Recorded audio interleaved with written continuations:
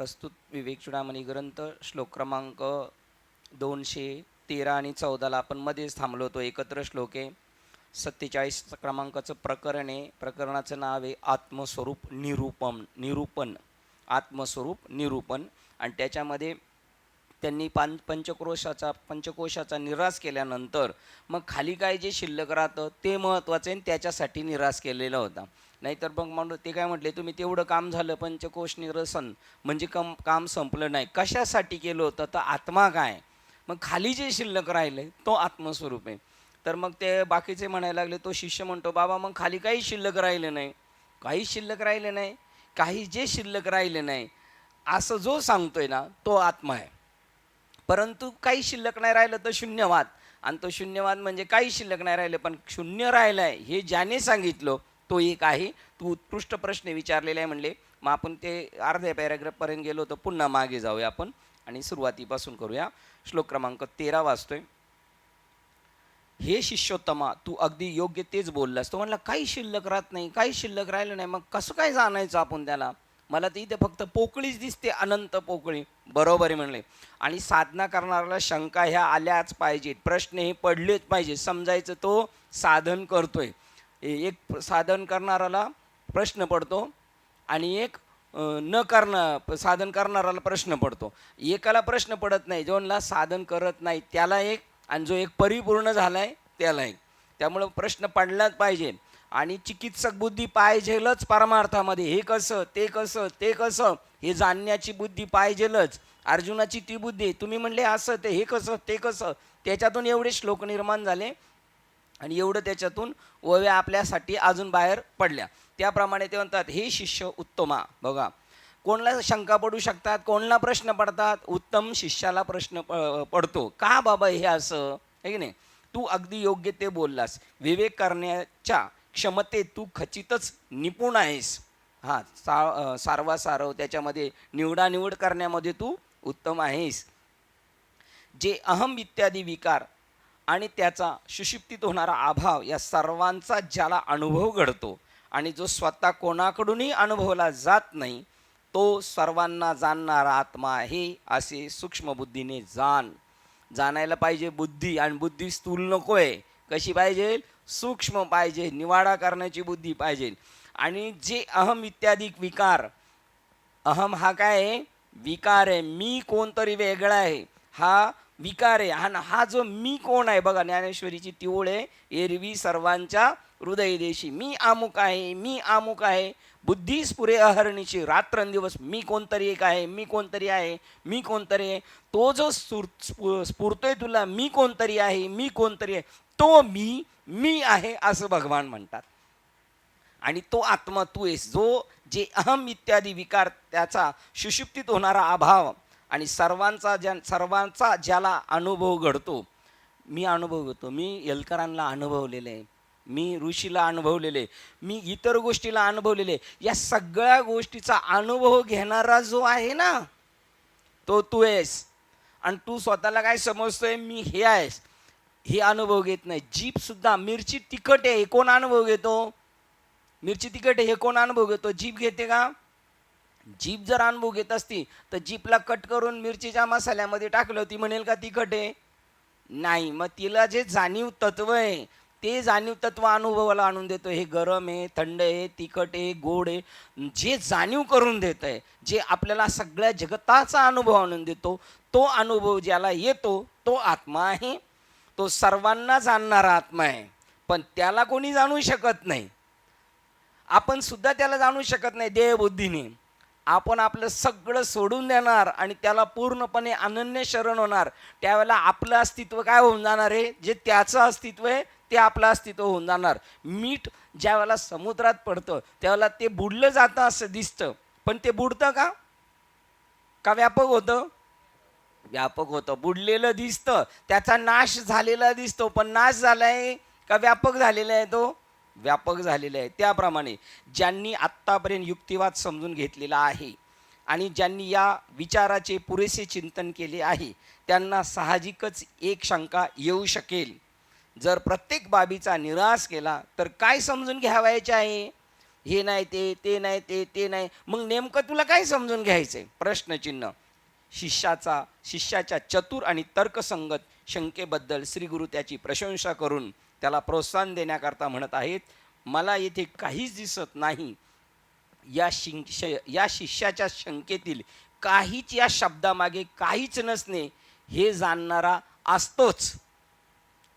काहीच नाही, ते काहीच नाही, काहीच नाही. पण जो म्हणतो काहीच नाही, तो तरी तिथे आहे ना, आणि तो आत्मा आहे. पहा, आता हे समजायला ना, नेहमी वर्ग अटेंड केलेले आहेत. जो घरी साधना करतो, जो सतत या प्रवाहामध्ये आहे, तो प्रपंच फक्त निमित्त मात्र समजतो.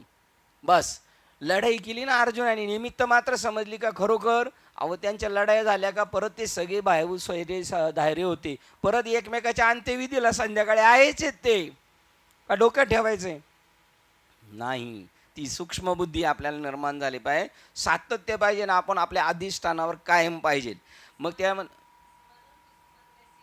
स्मरण विस्मरणेशी गेले, ते देही देहीच हरपले.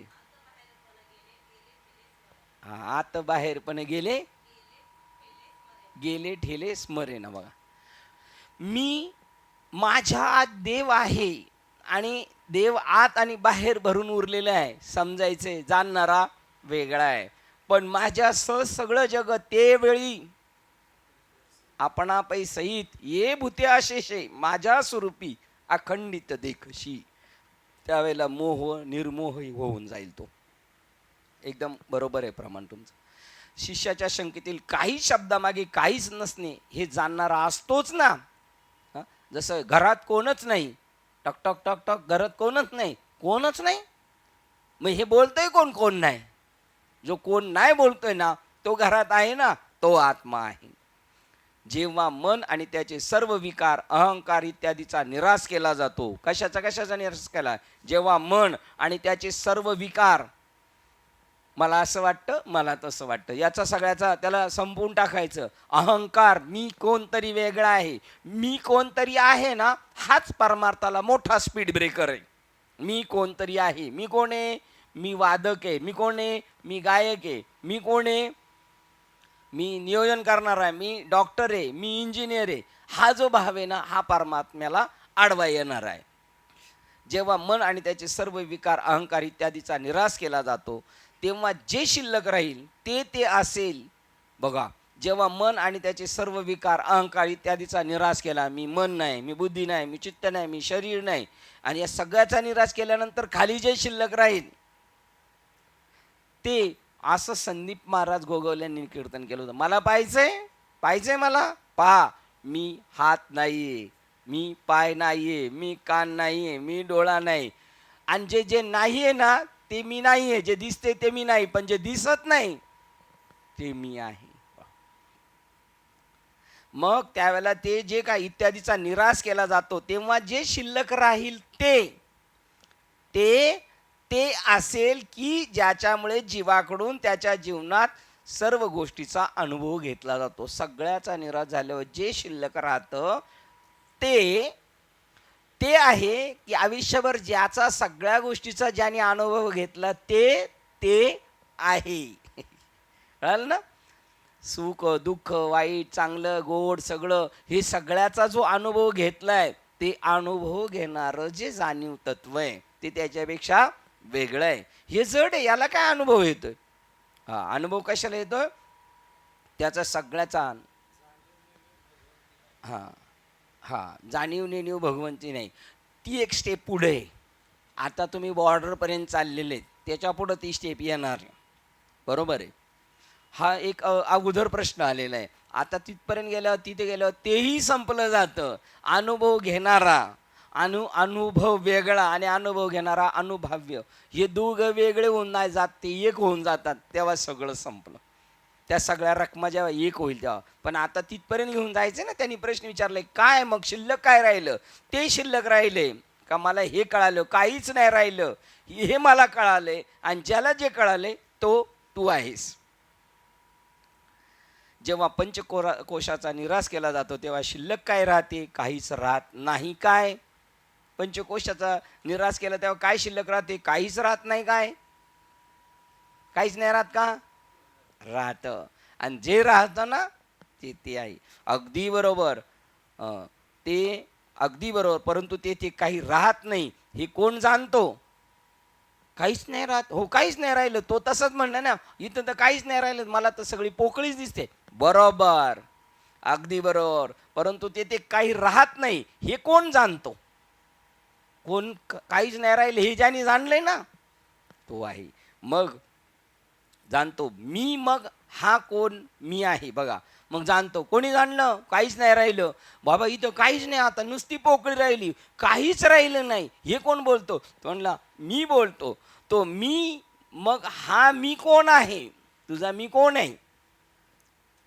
हा मी करता याचे सद्गुरू निर्देशन करण्याचा प्रयत्न करीत आहेत. आपण काल इकडे आलो होतो. मनाच्या सर्व भावना आणि बुद्धीचे विचार यांचा तू ज्यामुळे अनुभव घेऊ शकतोस. बघा, मी करता याचे सद्गुरू निर्देशन करण्याचा प्रयत्न करत आहेत. मनाच्या सर्व भावना. कोणत्या भावना? सर्व भावना आणि बुद्धीचे विचार यांचा तू ज्यामुळे अनुभव घेऊ शकतोस. माझ्या मनात काय पण येतो, माझ्या मनात असं येतं, माझ्या मनात तसं येतं, हे ज्याला कळलं तो आणि त्याच्यावर बुद्धी विचार करते, हे माझ्या मनाला योग्य नाही, हे माझ्या मनासाठी योग्य आहे. हे जे विचार ज्याच्यामुळे सुचले जातात, तू ज्याचा अनुभव घेतो ज्याच्यामुळे घेऊ शकतोस, परंतु स्वतः मात्र अनुभवले जात नाही. बघा, बुद्धीचे विचार यांचा तू ज्यामुळे अनुभव घेऊ शकतोस. तू जो म्हणतो ना, जो मी राहिलाय, तू त्याचा अनुभव घेतो, मात्र ते अनुभवले जात नाही. काय? जे तू आहेस ना ते तू अनुभवले जात नाही, असे ते प्रतीत करून घ्यावायचे आहे. बघा, याचा अनुभव घ्यायचा आहे जे अनुभवले जात नाही आपल्याकडून. या सगळ्यांना आपण अनुभवलेलं आहे, पण या सगळ्यांना ज्यांनी अनुभवलेलं आहे, ज्याने, त्याला तू अनुभवलंय का? नाही अनुभवलं. आणि त्याचा तुला अनुभव घ्यायचा आहे. पण त्याचा अनुभव कसा घ्यायचा आहे? वेगळा राहून घ्यायचा आहे. बरोबर? वेगळा राहून नाही घ्यायचा, त्याच्याशी समरस होऊन राहून त्याचा अनुभव घ्यायचा आहे. पाहता पाहणे दुरी सारोनी. आणि पाहिलं मन शिल्लक राहते का? पाहता मन न पुरे धनी. पाहता पाहता मन न पुरे धनी. मन सुद्धा संपून जातं. समजतंय ना? जेव्हा तू विचार आणि भावना बाळगत होतास, जेव्हा तू विचार आणि भावना बाळगत होतास, तेव्हा ज्याचा तू कधीच अनुभव घेतला नाहीस, परंतु ज्याच्यामुळे मात्र तुला तुझे सर्व अनुभव येत असत, म्हणजे तुझे आत्मस्वरूप त्या सर्व विचारांना जाणत होते. तू ज्याच्यामुळे सगळं जग जाणलं, पण त्याला मात्र जाणलेलं नाहीस. आणि विचारांना जाणत होते, ते समजून घ्यायचे तुझे, आणि ते सगळं जाणत होतं विचारांना, मनाला. ते तुझे आत्मतत्व त्या सर्व विचारांना जाणत होते, ते समजून घ्यावायचे आहे आणि त्याची अनुभूती घ्यावायची आहे. इथे येऊन काल आपण थांबलेलो होतो. तो काय म्हणलाय? काही शिल्लक राहिलेलं नाही. पण ज्याला कळालं काही शिल्लक राहिलं नाही, यांनी पाहिलं ना हे काही शिल्लक राहिले नाही, मग आता यांनी सगळं अनुभवलं, हे संपलं ते संपलं, मग आता हा जो शिल्लक राहिला याला तू जाणलेस का? नाही, याला तुला आता अनुभवायचं. हा नेमका राहिलेला कोण आहे? प्रत्येक गोष्टीला जाणणाऱ्याला, प्रत्येक गोष्टीला जाणणाऱ्याला, प्रत्येक गोष्ट जाणतो ना, तो जाणणाऱ्याला म्हणजे जाणीव तत्वाला समजवून घे. कोणाला जाणून घ्यायचे तुला? प्रत्येक गोष्टीला जो जाणतो, प्रत्येक गोष्टीला जो जाणतो त्याला तुला आता जाणायचे. म्हणजे आता कोणाला कोणाला जाणायचे? हा हा हा आता भगवंताला जाणायचे. परंतु आता अजून त्याच्या सूक्ष्म, ज्याच्यामुळं तू सगळ्यांना जाणलंय त्याला जाणायचे. म्हणजे कोणाला जाणायचे? मलाच जाणायचे. आता कोणाला जाणायचे? मला. मला कोणाला जाणायचंय? मलाच जाणायचे. प्रत्येक गोष्टीला जाणणाऱ्याला म्हणजे जाणीव तत्वाला समजावून घे की ज्याच्या केवळ अस्तित्वामुळेच सर्व ज्ञाने शक्यप्राय झाली आहेत. आता आपण जे ऐकतोय हे ज्याच्यामुळं समजतंय. आता मला ज्ञान कळायला लागले. हा, सगळी ज्ञान ज्याच्यामुळे शक्य झालीत समजून घेता येत आहेत त्याला जाणून घे. आता आपण जाणून घेतले, आता मला एवढं कळालंय बाबा हे जगत मात्र मिथ्या आहे. हे मला जगत मिथ्या आहे हे ज्याला कळालंय आणि ज्याच्यामुळं कळालंय त्याला जाणून घ्यायचं. आता ज्याला कळालंय ज्याच्यामुळं ते दोन आहेत की नाही? ज्याला कळालंय आणि ज्याच्यामुळं ते दोन आहेत की नाही? डुमरे साहेब बघा, डुमरे साहेब आले आले म्हणले नाही, ते दोन्ही मिळून काय एकाच आहे. त्या एकाला जाणायचं आणि त्या एकाचा हिसाब लागत नव्हता कोणाला? नाथबाबांना. आता आपण फक्त कशाला आपल्या डोक्यात पै द्या ना, ते पैसा, एका पैसा हिसाब नव्हता लागत, कारण आपल्या डोक्यात काय आहे? पैसा आहे का नाही? त्याच्यामुळे आपण तोच हिसाब करणार. आपण याचा हिशोब नाही करा. अरे आपल्याला काय करायचंय, आपला टाइम वेस्ट नाही गेला पाहिजे. मला एका महात्म्यांचा फोन आला, ते लोक डोक्याला ताप करतात, असं करतात तसं करतात. त्या मूर्खांसाठी आपला वेळ का खर्च करायचा? आपला वेळ किती किमती आहे? एक श्वास निकल जाएगा तो 3 लोक का मोल. आणि मग आपण कशासाठी विचार केला पाहिजे? सारासार विचार करा उठा उठी याच्यावर. नाम धरा कंठी, उठा उठी उठा उठी अभिमान जाय नाही, नाम घेता उठा उठी होय. मग संसाराची तुटी करायसाठी आपण प्रत्येक क्षण रिकामा अर्ध घडी प्रत्येक गोष्टीला जाणणाऱ्याला म्हणजे जाणीव तत्वाला समजावून घ्या की ज्याच्या केवळ अस्तित्वामुळे सर्व ज्ञाने शक्यप्राय झाली आहेत. बघा, हे जे आपल्याला आजपर्यंत जे कळालेले कोणामुळं कळालेले? त्याच्यामुळं. तो आता आपल्याला अनुकूल आहे सध्या. कोण? तो आपल्याला अनुकूल आहे आणि त्याच्याच अनुकूलतेने त्यालाच समजून घ्यायचे आपल्याला. तुझे सत्तेने तुझेच गुण गावो आणि त्याने सुखी राहो सर्व काळ. सत्ता त्याची, भांडवल त्याचं आणि फायदा आपला. काय फायदा आपला होणार आहे त्याला जाणल्यानंतर? 84 लक्ष योनीतून आपली ताटातूट होणार. मग त्यावेळेला तुम्ही म्हणा 84 लक्ष योनी आहे का? नाही, पण आता तिथपर्यंत घेऊन जायचं ना. मग मी ते कसे जाणावे? आता तुम्ही म्हणले त्या जाणणाराला जाणायचंय तुला, मग मी ते कसे जाणावे? बुद्ध्या चतुर्विवेकाने. त्याला काय म्हणले? हे बुद्ध्या, निर्बुद्ध्या नाही म्हणले. काय म्हणले? बुद्ध्या म्हणजे हुशार. हे हुशार माणसा, चतुर्विवेकाने जाणायचे. मी ते माझ्या बुद्धीने जाणू शकेल काय? हो, जाणू शकतो. क्योंकि लोहा ही लोहे को, त्यानेच आपली फारपत केलेली आहे. विज्ञानमय कोशामध्ये त्याने मला वेगळं केलेलं आहे आणि त्यालाच हाताशी धरून आता तिथपर्यंत जायचे. शिष्य विचारतो, बुद्धी सूक्ष्म करून असे सद्गुरूंनी आत्मविश्वासपूर्वक आणि निश्चित उत्तर आहे त्यांचे. नक्की जाणशील तू. विश्वास, हे बघा हे वाक्य सद्गुरूंचे. आत्मविश्वासपूर्वक. काय आत्मविश्वास? विश्वासपूर्वक आणि आत्मविश्वासपूर्वक म्हणजे काय? मी स्वतः त्याचा अनुभव घेतलेला आहे म्हणून मी आत्मविश्वासाने सांगतो तुलाही तसं होऊ शकतो. पण ज्याने अनुभवच नाही घेतला तो म्हणेल माझा त्या तत्वावर विश्वास आहे. स्वामी विवेकानंद सगळ्यांना विचारायचे प्रवचन झाल्यावर, तुम्ही त्या तत्वाला जाणले का? तुम्ही महाराज आता ज्याचं प्रवचन केलं मला त्याला जाणायचे, तुम्ही जाणले का? नाही, आम्ही जाणलं नाही. ते प्रामाणिक होते. पण असं लिहिलंय, असंच आहे, याच्यावर माझा काय आहे? विश्वास आहे म्हणून मी सांगतोय. परंतु मी जाणलं नाही. आणि हा म्हणतो असा माझा आत्मविश्वास कधी सांगू शकतो? ते अनुभवल्याशिवाय सांगू शकत नाही. घाटकोपर स्टेशनला इथून जर रिक्षा पकडली तर 15 रुपयात स्टेशनच्या गेटला सोडते. असं कसं होईल? अरे बाबा मला माहिती आहे, मी आत्मविश्वासाने सांगतो. का? आम्ही रोज तसंच जातोय. हा माझा नित्याचा काय अनुभव आहे. आत्मविश्वासपूर्वक आणि निश्चित उत्तर आहे ते ज्ञानेश्वर महाराजांचं. तरी अवधान एक वार दीजे मग सर्व सुखाशी पात्र होईजे. हे प्रतिज्ञा उत्तर माझे, हे निश्चित उघड आहे ते म्हणले. स्थूल बुद्धीने आपण स्थूल गोष्टी पाहतो. बघा आता स्थूल बुद्धी कशी आणि सूक्ष्म बुद्धी कशी ते सांगता. स्थूल बुद्धीने आपण स्थूल गोष्टी पाहतो. आपली दृष्टी कशी आहे? स्थूल. बुद्धी कशी आहे? स्थूल. मग वस्तू कोणती पाहतो? स्थूल. स्थूल बुद्धी त्याला म्हणतात. तो उपाधी पाहतो त्याला काय म्हणायचं? स्थूल बुद्धी. आणि उपाधीत असणारं गुप्त चैतन्य पाहतो ती सूक्ष्म बुद्धी. बघा या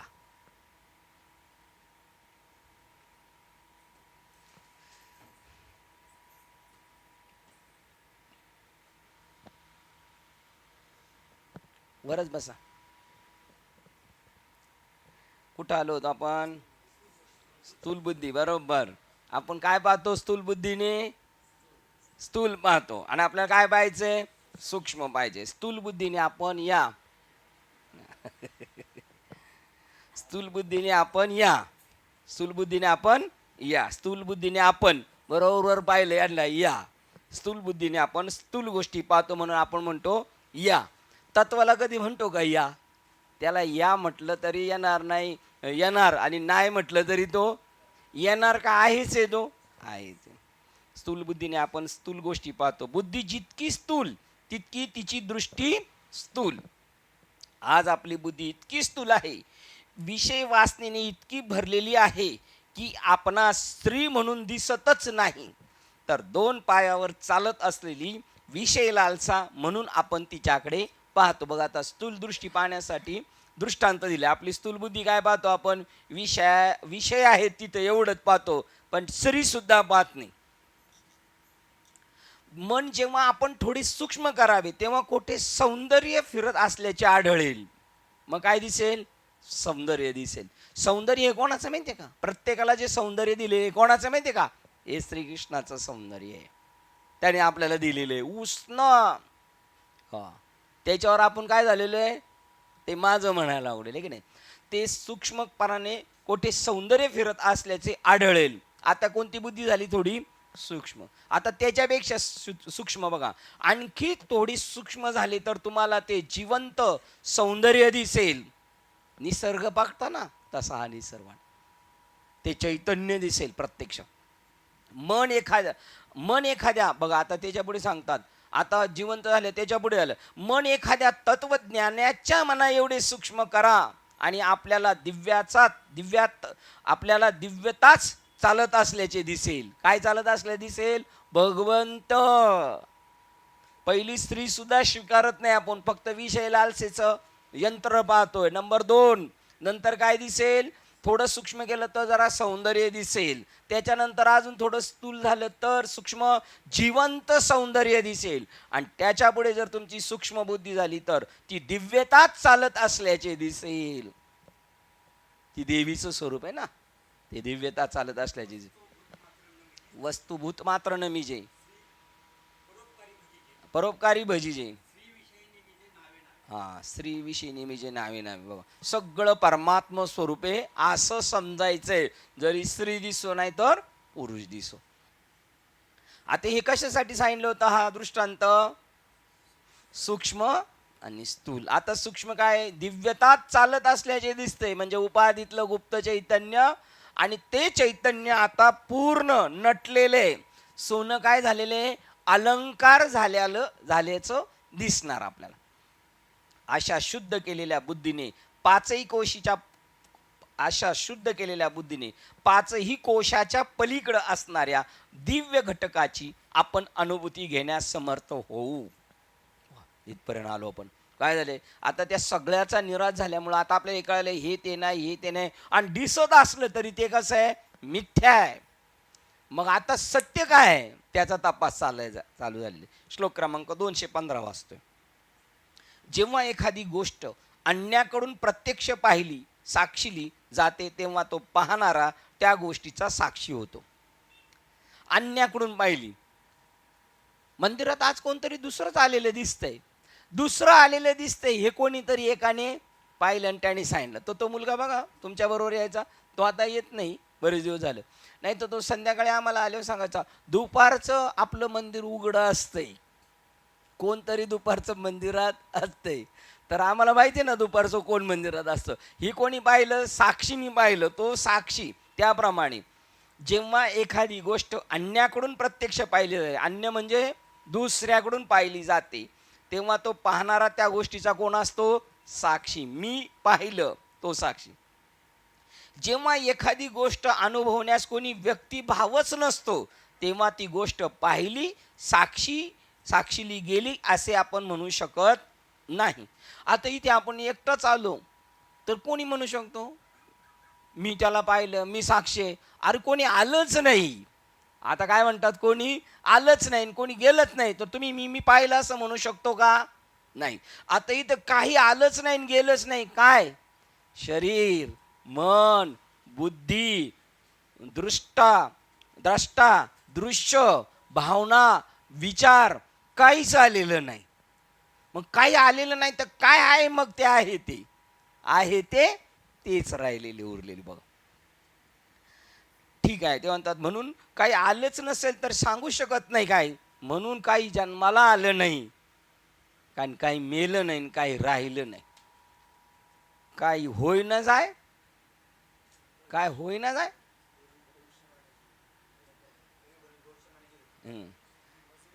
ती मज वेगळी नाही. हा बोलची होय आगवा, एरबी होय ना जाय. ते भविष्यात जे येणार आहेत ते मीच आहेत, वर्तमानात आहे ते मीच आहेत, आणि होऊन गेलेले ते मीच आहे.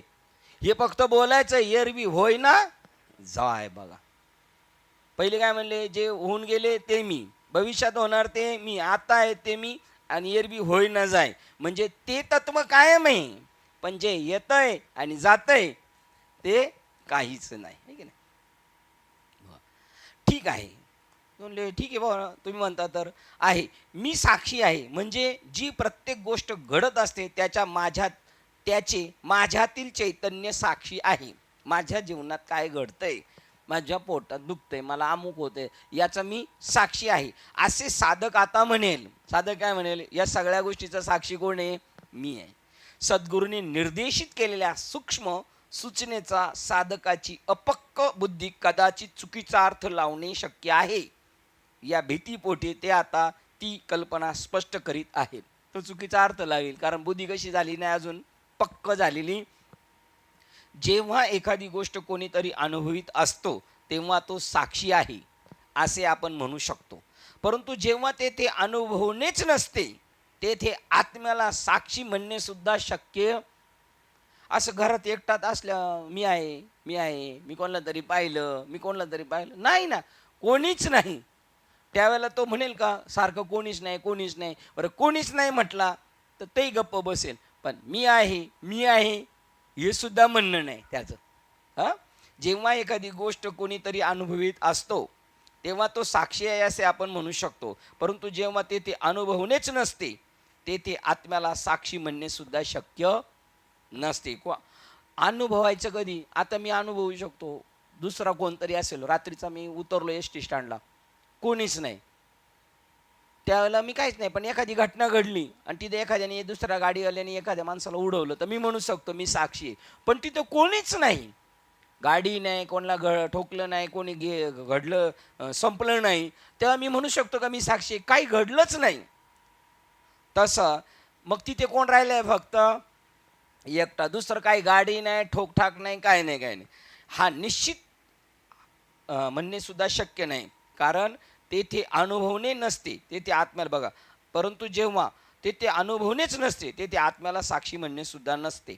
काही निश्चित प्रकारच्या अनुभव संचाच्या संदर्भातच साक्षी संभवतो. काही अनुभव संचाच्या संदर्भातच साक्षी, काही एक लिमिट आहे, इथपर्यंतच साक्षी असतो, त्याच्या पुढे नाही. त्याच्यापुढे साक्षी कोण आहे? कोण आहे साक्षी? तेव्हा कोर्टात एक म्हटलं जातं, कोण आहे साक्षी? तिथे आता कोणीच साक्षी नाही, तेव्हा कोण साक्षी आहे? त्याला आय विटनेस म्हणतात का? मीच साक्षी आहे, ठीक आहे नाही? आता मीच साक्षी आहे तर माझा मीच साक्षी, याला दोन नाही, एकच राहिले ना. जाणीवेच्या जगात क्षेत्रात जेव्हा त्याला आंतरिक किंवा बाह्य अनुभव येतो तेव्हा त्याला आत्म्याचा साक्षी म्हणतात. बघा, काही उदाहरण देतात. जाणीवेच्या जगात, आपल्या जाणीवेच्या जगात क्षेत्रात जेव्हा त्याला आंतरिक आणि बाह्य अनुभव येतो तेव्हा त्याला आत्म्याला साक्षी म्हणता येईल. तेव्हाच तो घडत असलेल्या घटनांचा साक्षी होऊ शकतो. परंतु जेव्हा सर्व घटना जर नाहीशा झाल्या तर तेथे साक्षीत्व असू शकत नाही. तो साक्षी स्वतः सत्यत्व बनतो. अदृश्य तेच झाले काही दृश्य जे होते सगळं संपलं. कशामुळे संपलं? पुढे येणार शरीर, मन, बुद्धी, चित्त, आणि यांनी सगळा हा बाजार मांडला होता ना, शरीराने, मनाने, बुद्धीने. आता ते मुद्देमालच समजला, संपला, तर त्याच्या अनुषंगाने काय राहील का? नाही राहणार. पण हे समजायला जड आहे का नाही शिंदे?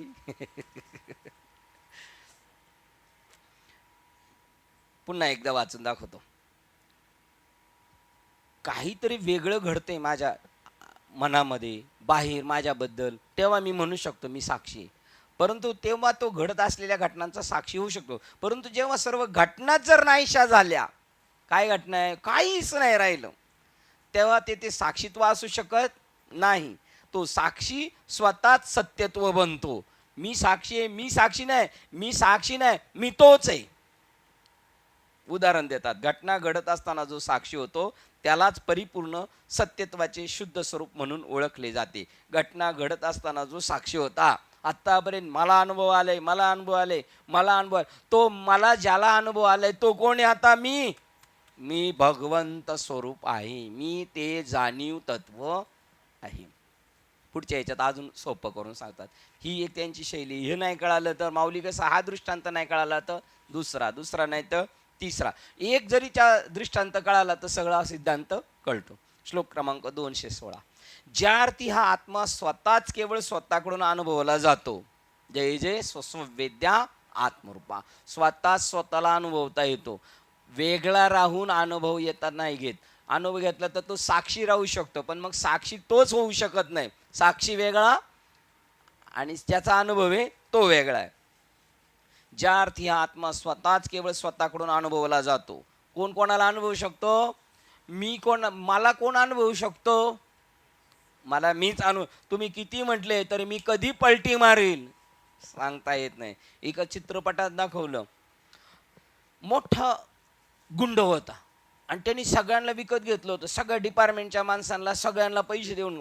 पण एकदा त्याला कळालं, अरे ज्यांना मी विकत घेतले त्यांना फोडलं यांनी.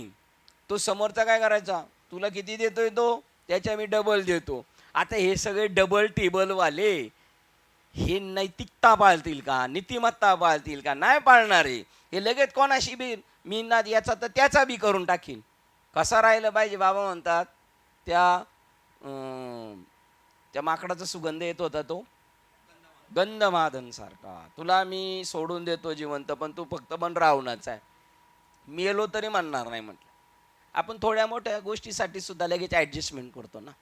बघा ते म्हणतात, मग त्यांनी काय सांगितलं माहिती आहे का, मग शेवटच्या क्षणाला एकाला सांगितलं, विश्वासातल्याच माणसाला, मी अमुक अमुक हॉस्पिटलच्या जवळ आहे, फोन केला. तर तो दुसरा फोनवाला काय म्हणतो, हे ह्या हॉस्पिटलचं नाव नाही. तो म्हणला गप, कारण त्याला पाहायचं होतं त्या हॉस्पिटलच्या बाजूला जाऊन साक्षीने उभं राहायचं होतं. ते तिथं जाऊन कोणती हे लावतात, फिल्डिंग लावतात ते. मग त्यांनी फोन ठेवलाय, त्याला विचारलं, तुला कोण मित्र आहे का? आहे ना. त्याला कधी सगळं खरं सांगू नको म्हणला, नाही तर तो तुझीच काय करील, गेम करून टाकील. बघा स्वतः हे म्हटलं. ते म्हणतात, ज्या अर्थी हा आत्मा स्वतःच केवळ स्वतःकडून अनुभवला जातो, त्या अर्थी हा आत्मा स्वतःचा साक्षी असतो. स्वतःचा साक्षी असतो. म्हणून आत्मा स्वतः परमोच्च ब्रह्म आहे, अन्य कोणी नाही. उदाहरण देतात, मला अनुभव घेत होतो का नाही, आणि त्या अनुभवाचा मी साक्षी होतो. आता साक्षी होता तोच आहे. सकाळी सांगणार, मला रात्री स्वप्न पडलो होतो आणि मला अग्निसंस्कार केला आणि मी मेलो ना, आणि हे मी रात्री सगळं पाहिलं. आता हे ज्याने पाहिलं तो कोण आहे? आता साक्षी.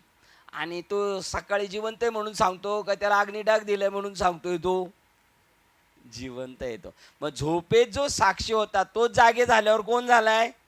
तोच झाला ना. कळालं ना शिंदे? कळालं ना?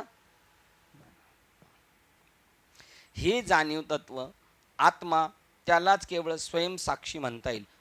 केव्हा कळेल माहिती का? सगळ्या गोष्टी तुमचा शास्त्राभ्यास पण पाहिजे, तुमची साधनावर तेवढी निष्ठा पाहिजे. निष्ठीची नको, निष्ठा पाहिजे. त्या मालिकेतल्या प्रत्येक महात्म्यावर तुमचं जीवापाड प्रेम पाहिजे, जे शिवाजी महाराजांच्या सैनिकांचं होतं. आपल्याला जर सांगितलं महाराजांचं कीर्तन ठेवलेले आज, आणि त्या महाराजांची गेम होणार आहे. त्यांना फसून तारीख बोलवलेली. आणि जर महाराज म्हणले की ते लोक ओळखत नाही महाराजांना, तर ते म्हणले हुबेहूब तुमचा चेहरा करून आज अरुण महाराजांना पाठवू. हा, मला तेच सांगायचंय. ती जाणार, पण तुम्ही म्हणणार आपण तुम्ही जाल. आता सगळे जाणार, कारण असं काही होणार नाही. पण त्यावेळेला तो जीवापाड, तो पगारावारी होता का माणूस? शिवाजी महाराजांकडे कामाला होते ते पगारावारी होते का? मग त्यांना पगार नव्हता का?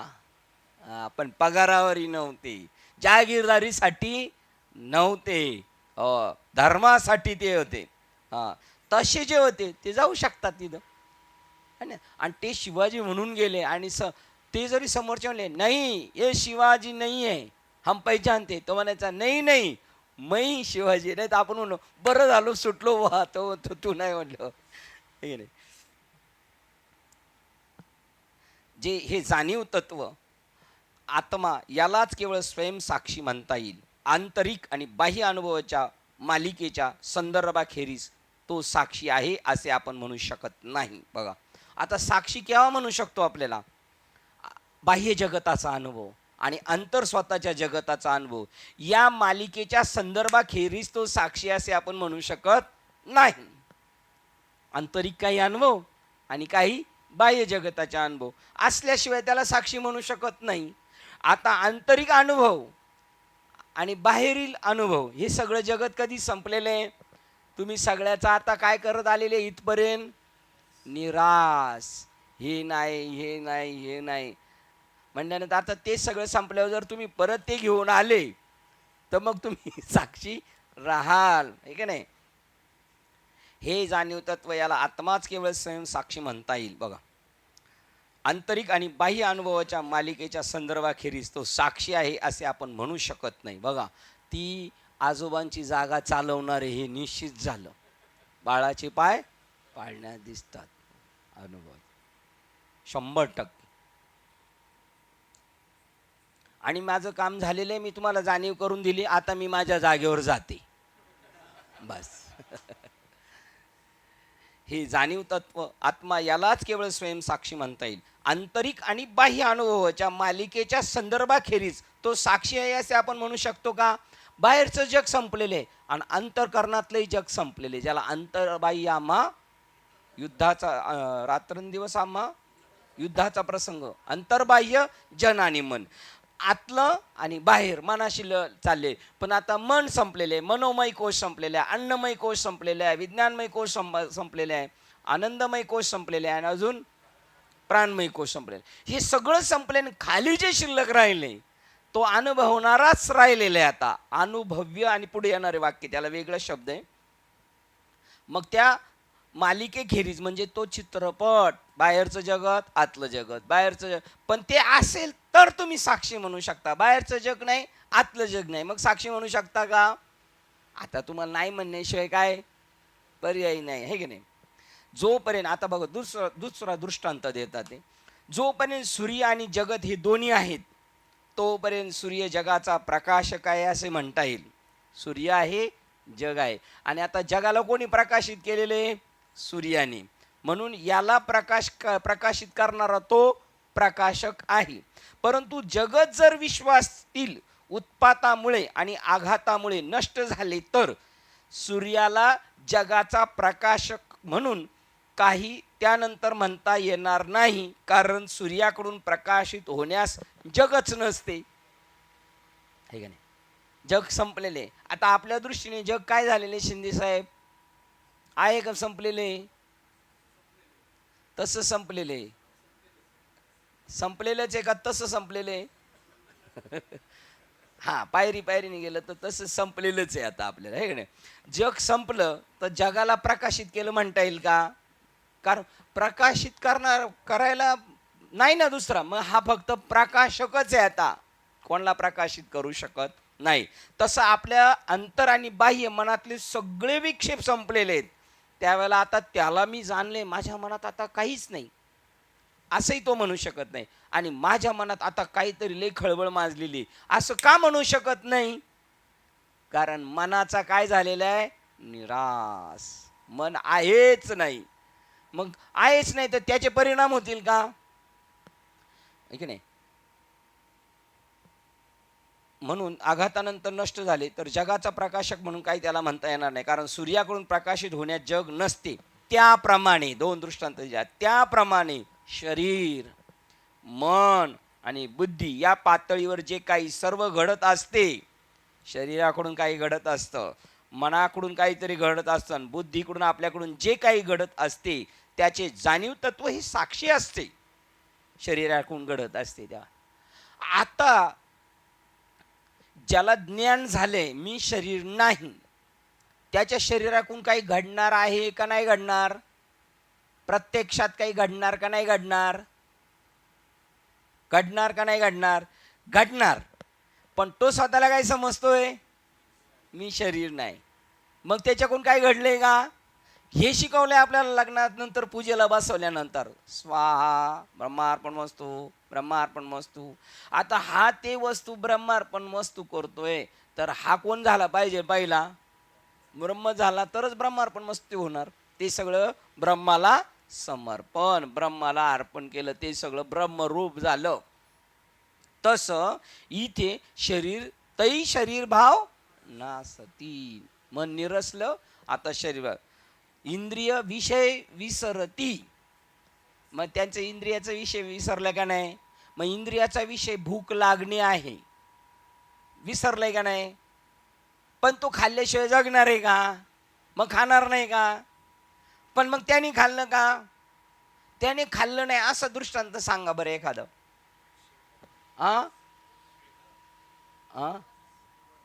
दुर्वास ऋषी 60 खंड्या अन्न म्हणले, त्या दुर्वास ऋषीला नेऊन द्या तिकडं, आणि तो कुठे? यमुनेच्या तिकडे. मग 60 खंड्या अन्न घेऊन गेले, आणि गेल्यानंतर पण जायचं घेऊन तर भगवान कृष्णाने सांगितले घेऊन जा. तिथे गेले तर नदी पूर्ण भरलेली. आणि म्हणले आता कसं काय जायचं? मग कृष्णाला म्हणले कसं जायचं सांग. तर तो बघा कसा आहे, तो काय म्हणला, जावा आणि यमुना नदीला सांगा. काय सांगा म्हटले? नाही, भगवान कृष्णाने पाठवले पहिले इकडून. हो, 16 सहस्र नारी उपभोगून सुद्धा भगवान श्रीकृष्ण जर ब्रह्मचारी असेल तर रस्ता द्या, लगेच दुबंग. पण त्याच्या अगोदर हे म्हणले काय आहे बाबा हा चक्रम, आता याला आम्हाला माहिती आहे ना याने आमच्याशी काय व्यवहार केलेले आहेत, आणि हा म्हणतोय जाऊ द्या, तरी रस्ता दिला. ते म्हणले मरू द्या, काम होण्याशी मतलब. गेल्या तिकडे गेल्या, कारण नाही दिलं तर तो काय करील? भस्म करून टाकीन. त्याला दिल्यानंतर मग तोपर्यंत सगळं गेल्यावर रस्ता पॅक होता. तिकडे गेल्यानंतर त्या सगळं खास तोपर्यंत बसलं. 60 खंड्या अन्न खाल्ले होते, निघाले. बोल आर म्हणले जायचं कसं? ते म्हणले भगवान दुर्वास ऋषी आम्ही कसं जायचं? ते म्हणले आल्या कशा होत्या? म्हणले असं आलो होतं. तर म्हणले मग तुम्ही त्याला जाऊन यमुना नदीला सांगा 60 खंड्या अन्न खाऊन सुद्धा दुर्वास जर उपवाशी असेल, त्याचं पोट भरलेलं नसेल तर रस्ता दे. ते म्हणले तो बाबा एक पट आणि हा बाबा दुप्पट. आणि म्हणले मरू द्या, आपल्या काय त्याचं एकदा आयडिया केली, याची घेऊ एकदा आयडिया घेतल्यानंतर रस्ता मोकळा. हे काय शिकवतं? हे त्यांच्या पुरतं शिकवतं का आपल्यासाठी आहे काही गोष्टी? का नुसत्या ऐकायच्या? ती पुराणात नाही तर ती पुराणातली वांगीच होतील. मग हे आपल्यासाठी आहे, आपल्यासाठी ना. आत्तापर्यंत ज्यांना आपण अग्निसंस्कार केले ना त्यांच्याबद्दल आपण हेच म्हणलेले, हे कोरं मडकं आहे. हे जे आमचं नाना गेलंय ना, हे मडकं कसं आहे? कोरे. यांनी काहीच केलं नाही, पण आपली डोकी सुदेव नसल्यामुळे आपण दाव्याला लखोटा लिहून देतो. यांचे एवढे बंगले आहेत आणि एवढी जमीन आहे, बागायती एवढंच केले का अजून काय घोटाळे गेले असेल त्यांचं कोण भोगणार? मग त्यापेक्षा हे नाही केलं आणि हे नाही केलं, आम्ही निर्लेप आहोत. पहा असं आहे. त्याप्रमाणे शरीर मन बुद्धी या पातळीवर जे काही सर्व घडत असते त्याचे जाणीव तत्व साक्षी असते. माझ्या मनाकडून असं होतं, माझ्या बुद्धीकडून असं होतं, माझ्या शरीराकडून असं होतं. पण जेव्हा शरीर मन बुद्धी ही उपकरणे म्हणून कार्यच करीत नसतात, करतात. व्यास हे जेवढे ग्रंथ आहेत ना हे ऋषी मुनींनी लिहिलेले आहेत, पण ते म्हणले आम्ही लिहिलेले नाहीत. याचा कर्ता ईश्वर आहे, देवाच्या निश्वासातून झाले. म्हणजे आपला श्वास चालू आहे म्हणूनच आपण म्हणतोय ना. मग याचे करते ते असून सुद्धा ते म्हणतात आम्ही करते नाहीत. तर हे कोणी केलेलं आहे? त्यावेळेला त्यांचं ते शरीर भाव इंद्रिय विषय विसरती जाई, सोहमभाव प्रतिती प्रगट होईल.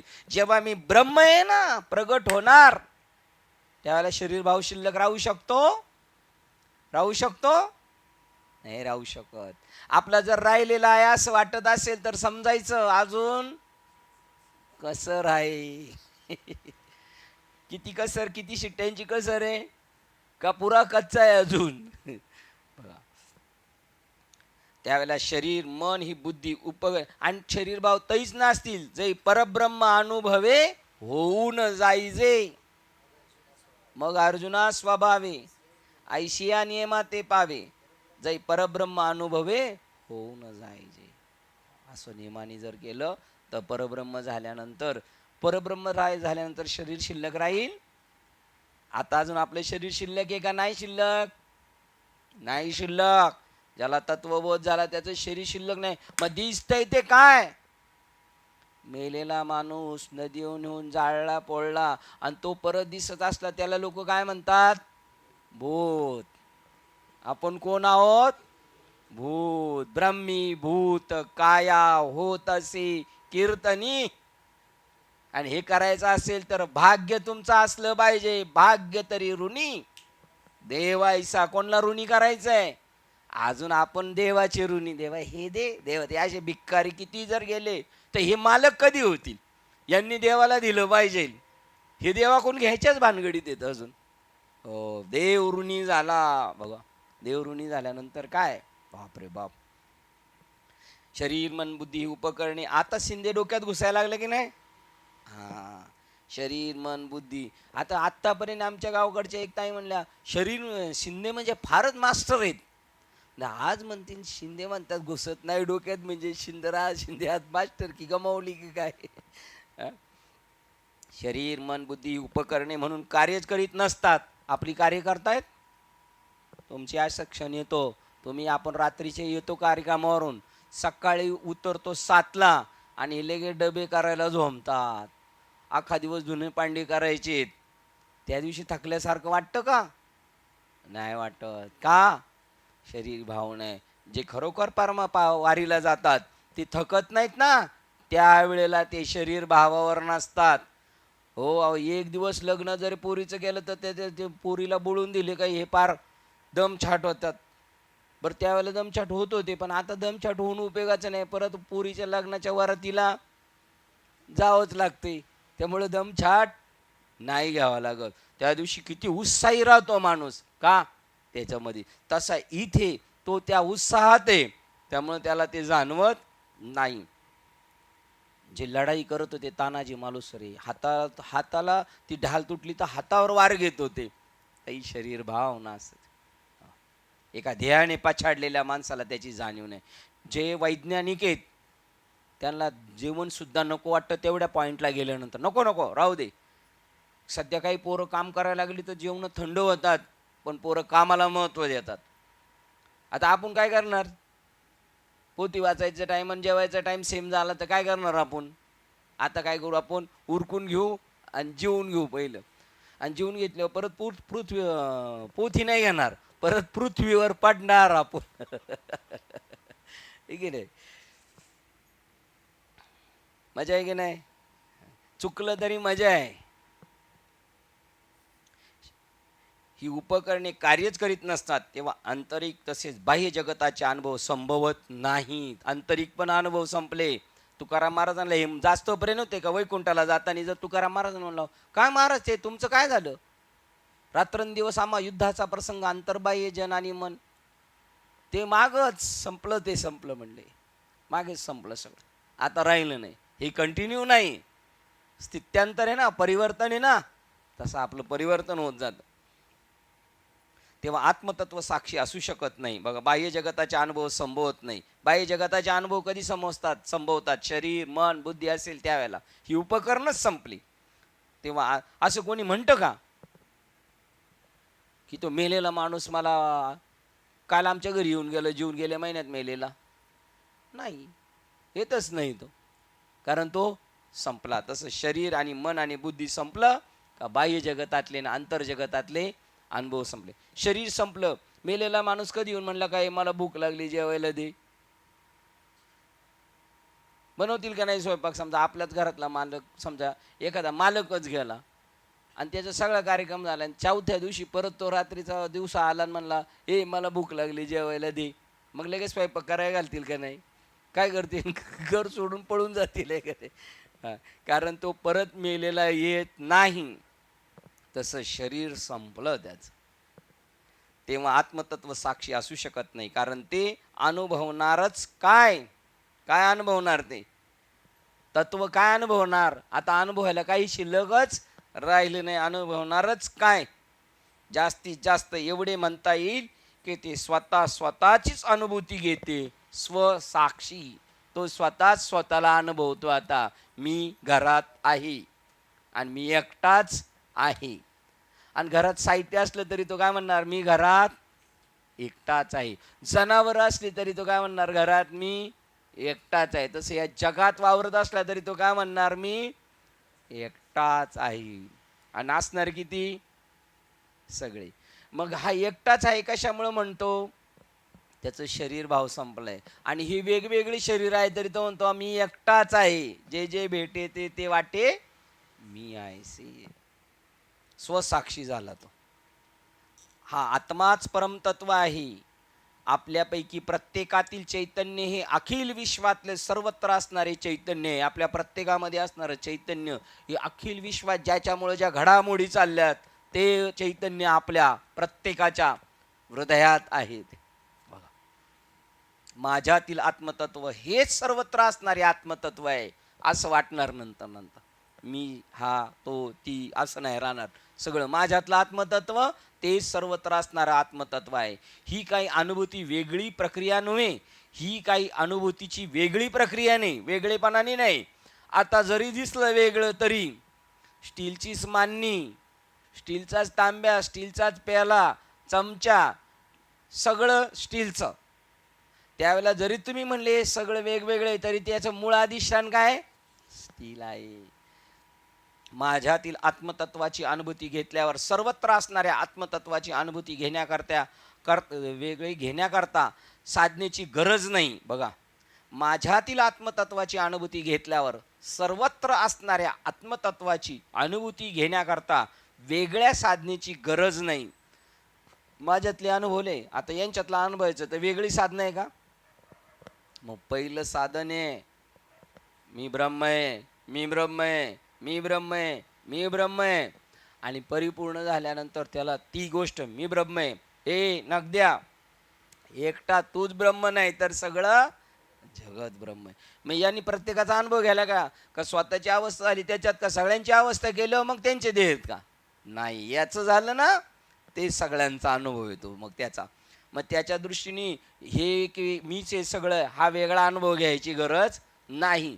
एक शिजलेलं कळाल्यानंतर अख्खा भात दाबून बघायची गरज नाही. माझ्यातील आत्मतत्वाची अनुभूती घेतल्यावर सर्वत्र असणाऱ्या आत्मतत्वाची अनुभूती घेण्याकरता वेगळ्या साधनेची गरज नाही. जेव्हा मी आत्मतत्वाजवळ येतो तेव्हा या बहुविध अद्भुत जगाचे दर्शन एकदम संपुष्टात येते. जसजसं आपण जवळजवळ जाऊ त्यावेळेला आपल्याला बाह्य जग दिसणार नाही. ही एक अनुभूती. त्यावेळेला आपणच आपल्याला दिसणार, दुसरा दिसणार नाही आपल्याला. पुन्हा वाचतो, जेव्हा मी आत्मतत्वाजवळ येतो तेव्हा या बहुविध अद्भुत जगताचे दर्शन एकदम संपुष्टात येते. सगळं जग संपलं, अदृश्य तेच झाले काही दृश्य जे होते आणि सगळं दिसतंय ते कोण आहे? आता मीच मी नटलेलो आहे. आणि ज्या ठिकाणी ते संपते ते केवळ जे स्वतःच साक्षी आहे अशा जाणीव तत्वाची अनुभूती येते. जेव्हा हे सगळं संपलं तेव्हा सगळीकडे जरी सगळं दिसलं तरी सगळं मिळून कोण आहे? मी जो साक्षी होतो तो तेच जाणीव तत्व आहे. इतर सर्व अनुभवाहून वेगळा असा तो विशिष्ट अनुभव असतो. जेव्हा सगळं जगत अवघे चित्रैलोक्य आनंदाचे आता तो सगळ्यात वेगळा अनुभव असतो. तो अनुभव आत्ताच आणि येथेच या देहात येतो. आत्ता अनुभव आत्ताच येथेच आणि या देहात येतो आणि तो आपण घेण्याचा काय करायचा आहे, याजसाठी केला होता अट्टास. शरीर मन याच्याद्वारा आपल्याहून इतर गोष्टीचा, बघा, शरीर मन बुद्धी याच्याद्वारा आपल्याहून इतर गोष्टीचा करता आणि कारण, अनुभवक आणि अनुभव्य भाव्य याच्या संबंधाच्या संदर्भातच आपणास अनुभव येत असतो. कधी आपल्याला अनुभव येतो, मी शरीर आहे, मी मन आहे, मी बुद्धी आहे आणि याच्या अनुभवाच्या द्वारा इतर गोष्टीचा मी करता आहे आणि हे कारण आहे. परंतु आता अनुभवक आणि अनुभव्य यांच्या संदर्भात, संबंधाच्या संदर्भातच आपणास अनुभव येत असतो. जेव्हा दोन आता करता कर्म करावे हे खुंटले तया, आता तो कर्माचा करता आहे का नाही करता, कारण कर्म शिल्लक नाही. आता करता कर्म आणि परत मला काहीतरी करायचे. आता करता कर्म आणि करावे हे तया खुंटले स्वभावे. मग करत नाही का, आणि करी जरी आघवे तरी तो अकर्ता. आता त्याने काहीच केलं नाही, कारण ते जे वेगळेपणा होता तो वेगळेपणा संपुष्टात आला. जेव्हा अनुभवक म्हणजे करता आणि अनुभव्य जग हे एकमेकात मिसळून एक जिन्सी होतात, करता आणि कारण एक रूप होऊन झालं. अनुभव्य जग आणि अनुभवणारा करता हे दोघे एकमेकात काय झाले, मिक्स झाले.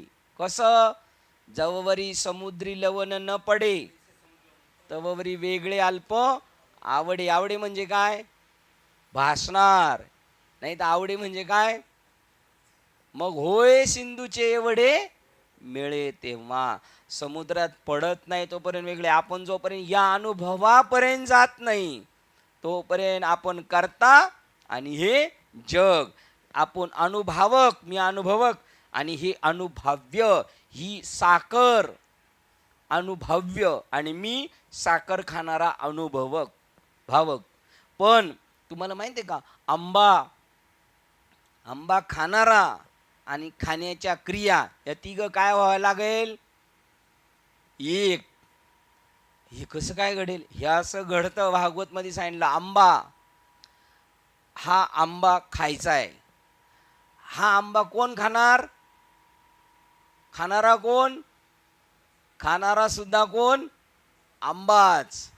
आणि खाण्याची प्रक्रिया ती सुद्धा आंबाच. मग कोणी कोणाला खाल्लं आणि कोणी कोणाचा अनुभव घेतला. आंबा फार गोड होता असं कोण म्हणतंय, आंबाच म्हणेल का आंबा फार गोड होता. आता शिंद्यांना पटलं एकदम, आहे का ना, आहे का नाही. आणि मी आंब्याला खाल्लं असं म्हणू शकत नाही आणि आंबा म्हणू शकत नाही यांनी मला खाल्लं. कारण ज्यांनी खाल्लं तो आणि ज्याला खाल्लं तो आणि अनुभव घेतलाय त्यांनी, कोणी अनुभव घेतलाय, आंब्यानेच अनुभव. हे असं पटणार आपल्याला, डोक्यात घुसते नाही घुसणार, कारण आंबा आहे ना, आंबा म्हणलं अनुभवाला येणार, आहे का नाही. आता पटलं की नाही. जेव्हा अनुभवक करता आणि अनुभव्य जग हे एकमेकात मिसळून एकजिन्सी होतात. अजून आपण झालो एकजिन्सी, एकमेकात मिसळलो नाही, मिसळलं म्हणून वेगळेपणा आहे आपल्याकडं. मिसळायचं का नाही, मिसळायचे, पण आम्हाला कसं मिसळायचं, खोटं खोटं, खरं नाही मिसळायचं. खरं मिसळलं का संपला असं आहे. म्हणजेच याच्यापासून किती अंतरावर आहेत आपण, फरलांगाच्या अंतरावर आहेत आपण. एकमेकात मिसळून एकजिन्सी होतात. म्हणजेच कसे होतात माहिती का, तीर्थयात्रा फिरून आल्यावर काय करतात, जेवण करतात, त्याला काय म्हणतात, काय घाल, हा गावंदी का मावंदी. ते म्हणले या, आणि नामदेव महाराजांच्या घरी जेवण चालू झाली आणि पोळ्याचा स्वयंपाक केला आणि जेवायला बसल्यानंतर सगळे पाहिले, तर ज्ञानेश्वरांनी पाहिलं, कोण नाही, कोण नाही, चोखामेळा महाराज नाहीत. कुठे गेले, ते काय गेटवर उभे आहेत. महाराज या जेवायला, नाही आम्ही बरे आहेत इथे, आम्ही इथे बरे आहेत. का, आम्ही काय इथे बरे आहेत ते म्हणत होते का, अजून डोक्यातलं गेलं नाही का, बसा या इथं. काय डोक्यातलं गेलं नाही? काय गेलं नाही डोक्यातलं?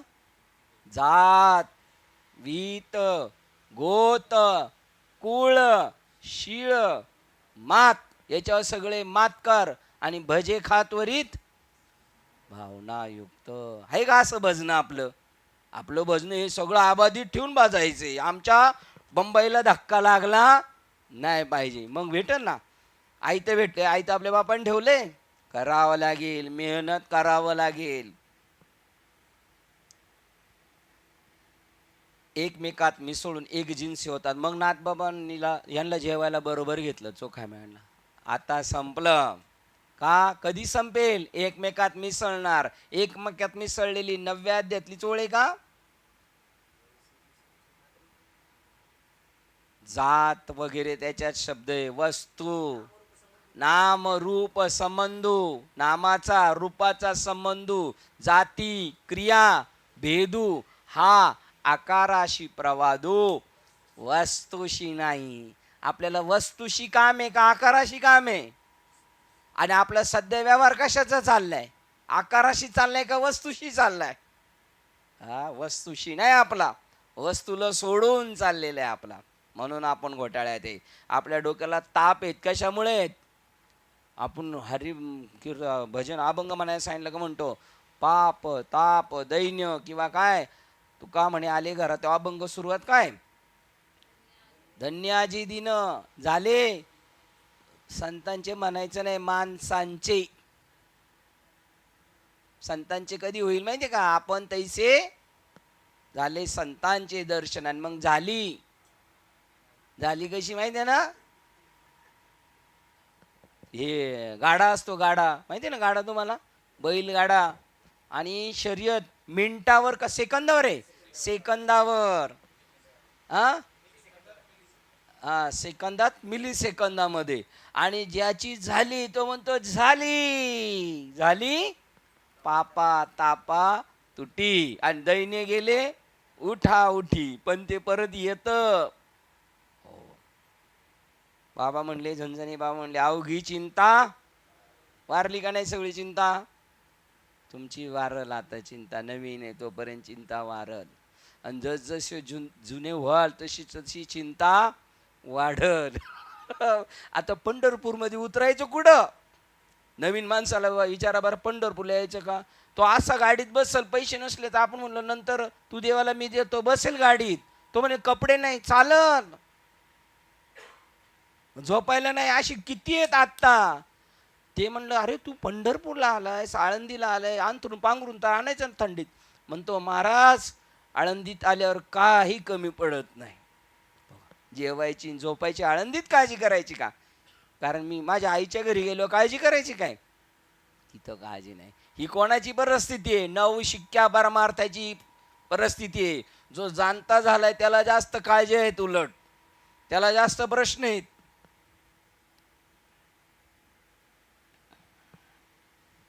शरीर मन बघा, त्या म्हणतात जेव्हा अनुभव करता आणि अनुभव्य जग हे एकमेकात मिसळून एक जिन्सी होतात, म्हणजेच ते आत्मतत्वाखेरीज जाणून घेण्याची दुसरी वस्तूच नसते, असे ते ज्ञान असते.